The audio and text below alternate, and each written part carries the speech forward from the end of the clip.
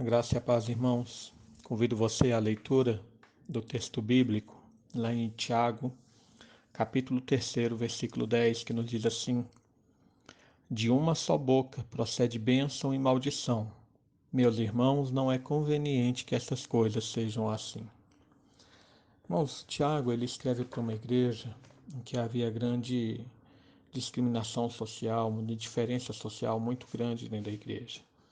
Então, ele desde o início escreve para exortar tanto os ricos quanto os pobres da igreja a respeito da vida cristã, de como eles deveriam proceder de forma digna em todas as áreas.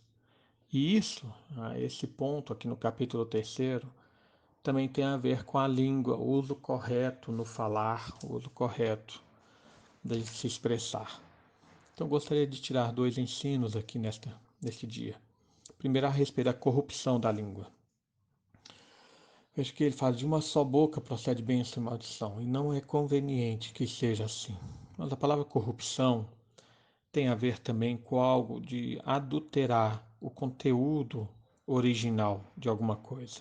Tem a ver com mudar o propósito de algo. E é nesse sentido que Tiago ele coloca aqui. A nossa língua muitas vezes é usada de forma corrompida, de forma inadequada, ou de forma inconveniente. Olha o versículo 11, versículo 12, ele mostra alguns exemplos. Falando: acaso pode jorrar a fonte do mesmo lugar o que é doce e o que é amargo? Acaso, meus irmãos, pode a figueira produzir azeitonas ou a videira produzir figos? Tampouco fonte de água salgada pode dar água doce. Tiago aqui ele usa essas metáforas para falar que a nossa língua, às vezes, embora na natureza as coisas sejam impossíveis de acontecer dessa forma, de um, de um pé de uva produzir figo, de uma figueira produzir uva, muitas vezes nós conseguimos fazer isso com a nossa boca. E isso é inconveniente, isso é uma adulteração do propósito da nossa boca. E por que que isso acontece? Irmão, se nós somos salvos, há um processo de santificação sendo realizado em nós. E isso tem que afetar o nosso modo de agir, tem que afetar o nosso modo de comportar, o nosso comportamento, mas primeiramente isso afeta o nosso modo de falar. Jesus, ele ensinou que lá em Mateus capítulo 12, versículo 34, que a boca fala o que o coração está cheio. E no contexto ali ele estava falando para fariseus, para pessoas que eram hipócritas, falando: como é que vocês, sendo maus, conseguem falar coisas boas? Mas a mesma coisa ensina o inverso. Como nós, pessoas transformadas pelo Espírito, conseguimos falar coisas más, indecentes e inconvenientes com a nossa boca.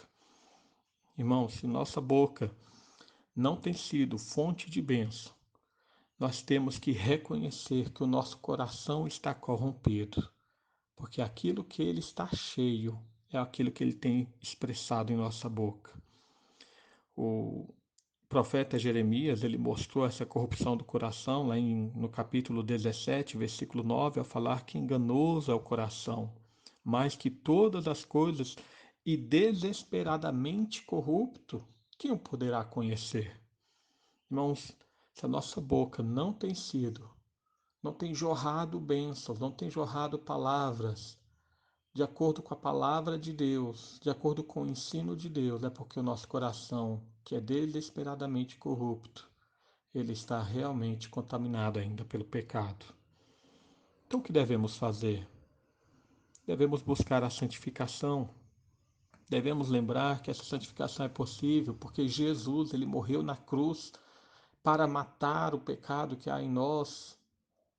Ele morreu ali na cruz para nos dar um novo coração, conforme está lá em Ezequiel, capítulo 36, versículo 26. Então vos darei um novo coração.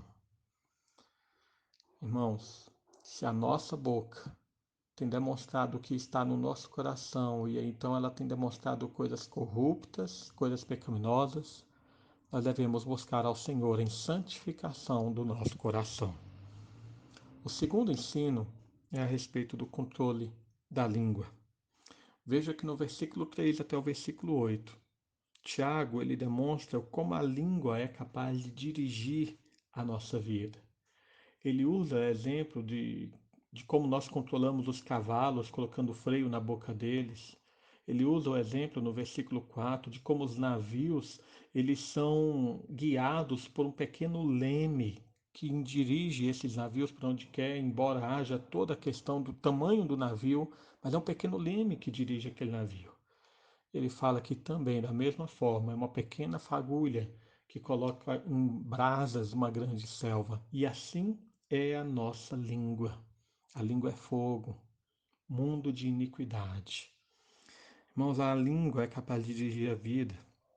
Quantas vezes nós não reconhecemos que muitas discussões, muitas brigas, muitas guerras, elas poderiam ser evitadas se nós tivéssemos controlados a nossa maneira de falar, tivéssemos controlado aquilo que foi dito. Veja que no versículo 8, Tiago chega a dizer que a língua ninguém é capaz de controlar. Irmão, se é assim, o que é que nós devemos fazer? Nós podemos então recorrer à palavra bíblica. Lá em Provérbios capítulo 4, versículo 23, fala: guarda o teu coração, guarda o teu coração. E aí então podemos entender o que ele quer dizer com isso, quando ele fala sobre tudo que deve guardar, guarda o teu coração, porque dele procedem as fontes da vida. E aí vemos a importância disso, porque no versículo seguinte ele fala: desvia de ti a falsidade da boca e afasta de ti a perversidade dos lábios.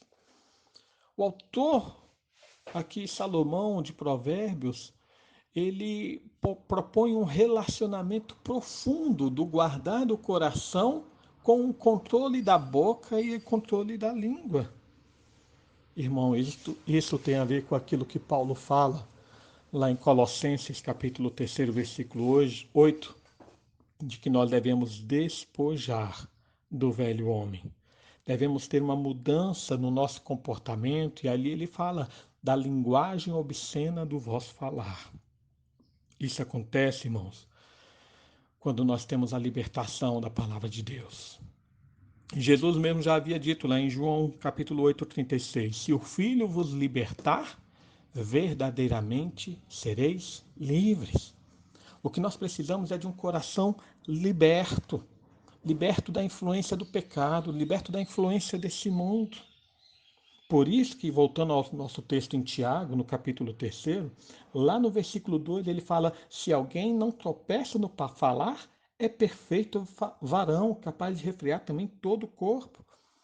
É possível ao crente, liberto da influência do pecado e controlado então pelo Espírito Santo, saber controlar a sua língua, saber controlar, portanto, o seu corpo.